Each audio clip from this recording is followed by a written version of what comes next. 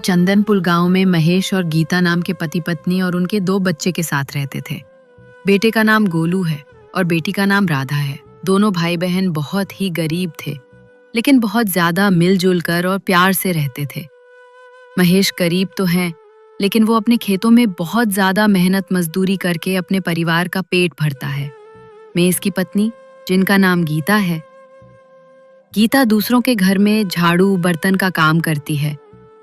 गीता की बेटी, जिनका नाम राधा है, राधा बड़ी बेटी थी, और बेटा जिनका नाम गोलू है, उनका छोटा भाई है। दोनों भाई बहन बहुत ही प्यार से रहते थे। ऐसे ही समय बीतता गया। कुछ दिनों बाद राखी का त्योहार आ जाता है। दुकानों में रंग बिरंगी राखी सज चुकी थी। राधा भी चाहती थी कि इस बार अपने भाई गोलू को एक सुंदर सी राखी बांधूंगी, लेकिन राधा के पास 1 भी रुपए नहीं थे। उनके माँ के पास भी पैसे नहीं थे। फिर भी राधा अपनी माँ से कहती है, माँ, इस बार मैं भी अपने भाई की मनपसंद की राखी बांधूंगी ताकि हमारा भाई खुश हो जाए। अपनी बेटी की यह बात सुनकर गीता के आंखों में आंसू आ जाते हैं, क्योंकि गीता जानती है कि उसके पास 1 भी रुपए नहीं है। उसके घर की स्थिति सही नहीं है। वो अपनी बेटी के सामने कुछ नहीं बोलती है। क्या हुआ माँ जी, अब बोल क्यों नहीं रही हो? हम इस बार अपने भाई को राखी बांधूंगी ना। हाँ मेरी बच्ची, तुम अपने भाई को राखी जरूर बांधनी। गीता अपनी बेटी का मन रखने के लिए बोल देती है कि राखी जरूर बांधना, लेकिन वह जानती थी हमारे घर की स्थिति बिल्कुल खराब है। घर में 1 भी रुपए नहीं है। हम मिठाई और राखी कहाँ से लाएंगे? इसी बात को सोचकर वो बहुत ज्यादा दुखी हो जाती है कि मैं अपने बच्चों के खुशी के लिए कुछ नहीं कर पा रही है। राधा भी अपनी माँ तरफ देखती है तो वो भी समझ जाती है कि उसकी माँ के पास 1 भी रुपए नहीं है। तभी हमारी माँ इतनी दुखी मन से बोल रही है। फिर राधा अपनी माँ से राखी के विषय में दोबारा कभी कुछ नहीं बोलती है। कुछ देर बाद राधा वहाँ से चली जाती है। मुझे पता है मेरी माँ के पास पैसा नहीं है, लेकिन मैं अपनी माँ से राखी के विषय में नहीं बोलूंगी और अपने भाई को राखी जरूर बांधूंगी। उसके बाद राधा चुपचाप पुराने खिलौने और टूटी हुई पेन्स और जो घर में पड़े हुए धागास थे, उन सब चीजों को इकट्ठा करके रख लेती है। फिर जो पुराने टूटी हुई पेन थी, उस पेन की स्प्रिंग को निकाल लेती है और एक लाल धागा और मोती लेकर धागे में मोती डालने लगती है। कुछ देर बाद राधा की राखी बनकर तैयार हो जाती है। देखा, मैंने अपने भाई के लिए उनकी मनपसंद की राखी बना ली। अब मेरा भाई राखी देखकर बहुत ज्यादा खुश हो जाएगा।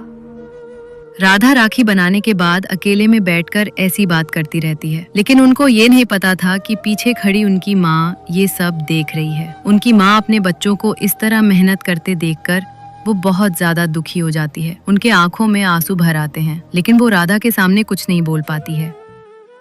भगवान, मैंने आपका क्या बिगाड़ा है जो आपने मुझे इतना ज्यादा गरीब बनाया है कि मैं एक छोटे से त्योहार पर अपने बच्चों को खुशी नहीं दे सकती हूँ। भगवान, कुछ तो मुझ जैसे गरीब पर तरस आया करो। मेरे बच्चे राखी को लेकर कितना ज्यादा परेशान, लेकिन मैं अपने बच्चों के लिए कुछ नहीं कर पा रही हूँ।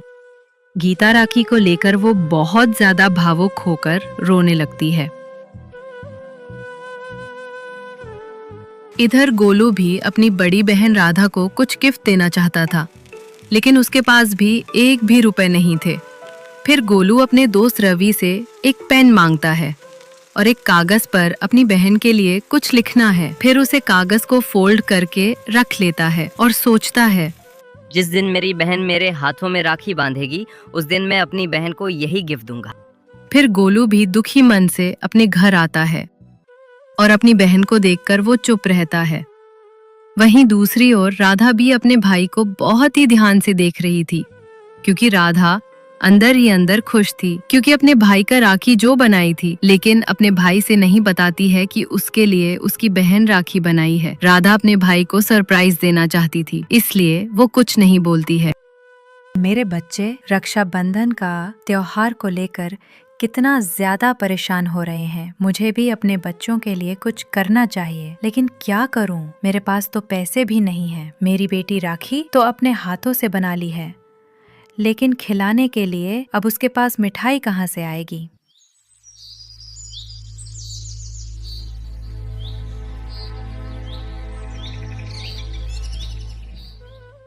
अपने बच्चों के लिए मिठाई के बारे में सोचते हुए गीता अपने घर से निकल लेती है। कुछ दूर चलने के बाद उसे एक मंदिर दिखाई देता है।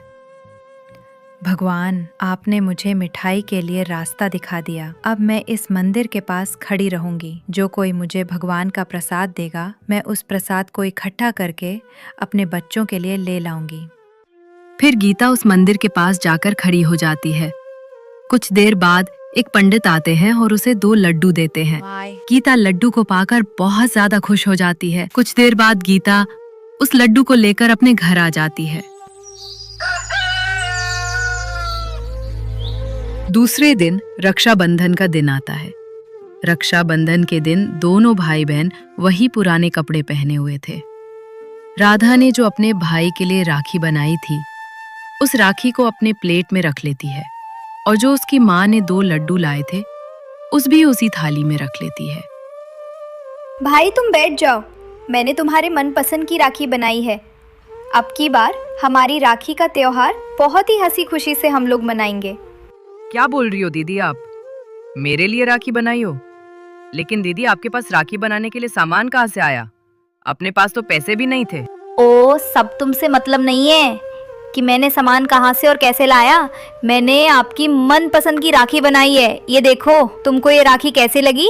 अरे वाह दीदी, ये राखी तो बहुत ज्यादा अच्छी है, मुझे बहुत पसंद। दीदी आपने ये राखी कैसे बनाई? ये राखी तो दुकान से भी ज्यादा अच्छी है। मुझे पता था मेरी बनाई हुई राखी मेरे भाई को ज़रूर पसंद आएगी। आज मैं बहुत ज़्यादा खुश हूँ क्योंकि मेरा भाई मेरी राखी को देखकर बहुत ज़्यादा खुश हो गया। चल, ज़्यादा बातें मत कर, जल्दी से अपना हाथ आगे बढ़ा, मैं तुम्हारी राखी बांधती हूँ। ये लो दीदी, मैं तो बहुत ज्यादा खुशनसीब भाई हूँ जो मुझे तुम्हारी जैसी प्यार करने वाली बहन मिली है। इन दोनों की ये बात सुनकर गीता और महेश के चेहरे पर चमक आ जाती है। दोनों मन ही मन मुस्कुराने लगते हैं, पर अपने बच्चों के सामने वो कुछ नहीं बोलते हैं। जैसे ही राधा गोलू को राखी बांध देती है, गोलू एक कार्ड निकाल कर देता है जिसमें वो अपने बहन के लिए कुछ लिखा था। गोलू, ये क्या है? दीदी, मैं आपके लिए कोई भी गिफ्ट नहीं सका, इसलिए मेरी दीदी के लिए एक छोटा सा खत लिखा। इसे आप खुद खोल के देखो। फिर राधा उस खत को निकाल के पढ़ने लगती है। मेरी प्यारी बहन, मैं आपके लिए कुछ नहीं ला पाया हूँ, बस आपके लिए एक छोटा सा खत लिख रहा हूँ। मुझे आशा है कि इसमें लिखा एक एक शब्द मेरी दीदी को ज़रूर पसंद आएगा। दीदी, ये खत मैं आपके लिए लिख रहा हूँ। मैं बड़ा होकर एक दिन बहुत पैसा कमाऊँगा। जब मैं पैसा कमाने लगूँगा तो मैं अपनी दीदी के लिए बहुत अच्छा गिफ्ट लाऊँगा। आपका भाई गोलू। राधा ने जब कार्ड को पढ़ा तो उसकी आंखों में आंसू भर आए। उसने तुरंत अपने भाई को गले लगा लेती है। भाई, तू मेरे लिए दुनिया का सबसे कीमती तोहफा हो। मुझे तुमसे ज़्यादा कीमती तोहफा और कुछ नहीं चाहिए। तुम मेरे साथ हमेशा रहना। मेरे लिए इससे बड़ा तोहफा और क्या हो सकता है? बगल में खड़े महेश और गीता भी बहुत ज्यादा भावुक होकर उनकी बातें सुनकर रोने लगती है। एक तरफ महेश और गीता अपने बच्चों को देखकर खुश थी, लेकिन एक तरफ अपने बच्चों की ये बातें सुनकर उनके आंखों में आंसू भर आते हैं।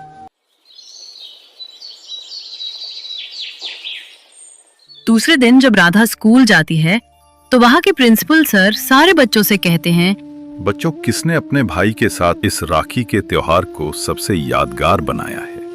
क्लास के जितने भी बच्चे थे, सारे बच्चे जिसको जो भी गिफ्ट मिला था और अपने भाइयों की राखी भी सामने रखती। किसी ने घड़ी तो किसी ने चॉकलेट, तो सब ने एक से बढ़ के एक ब्रांडेड सामान प्रिंसिपल को दिखाया। कुछ देर बाद जब राधा की बारी आई तो उसने बिना कुछ बोले अपनी बनाई राखी और गोलू का दिया हुआ कार्ड सबके सामने रख देती है। स्कूल में एक पल के लिए चारों तरफ सन्नाटा छाया। प्रिंसिपल ने राधा की राखी को देखा और उनके खत को पढ़ा। उसके बाद प्रिंसिपल सर मंच पर आए और बोले, बच्चों, सच्चा त्योहार वो होता है जो दिल से मनाया जाए। इन दोनों भाई बहनों ने रक्षाबंधन का असली मतलब समझाया है।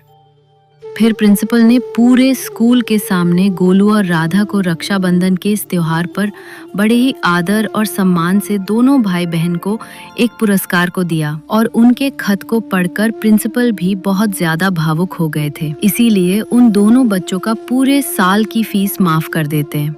अब दोनों भाई बहन बहुत ज्यादा खुश हो जाते हैं और उस पुरस्कार को लेकर वो घर आ जाते हैं। फिर राधा घर पहुंचने के बाद गोलू से कहती है, आज मुझे तोहफा नहीं बल्कि बहुत बड़ा गिफ्ट मिला है। मेरे भाई की पहचान का गिफ्ट है। भाई, तू मेरे लिए सबसे बड़ा गिफ्ट है। फिर गोलू मुस्कुराते और बोला, आप मेरे लिए मेरी दीदी नहीं बल्कि सुपर हीरो दीदी हो। इतना बोलकर गोलू अपने दीदी के गले लग जाता है। इस कहानी से हमें यही सीख मिलती है, प्यार और भावना सबसे बड़ा तोहफा होता है। राधा और गोलू ने भले ही महंगी राखी या मिठाई ना दी हो, लेकिन उनके बीच जो सच्चा प्यार और भावनाएं थी, वही उनके लिए सबसे कीमती तोहफा था। अगर आपको गोलू और राधा की ये प्यारी सी कहानी पसंद आई हो तो वीडियो को लाइक करें, शेयर करें और ऐसे ही दिल छू लेने वाली कहानियों के लिए हमारे चैनल को सब्सक्राइब करना ना भूलें। घंटी का बटन दबाइए ताकि अगली कहानी आप सबसे पहले देखें। हम फिर मिलेंगे एक नई कहानी के साथ। तब तक के लिए प्यार बांटिए और मुस्कुराते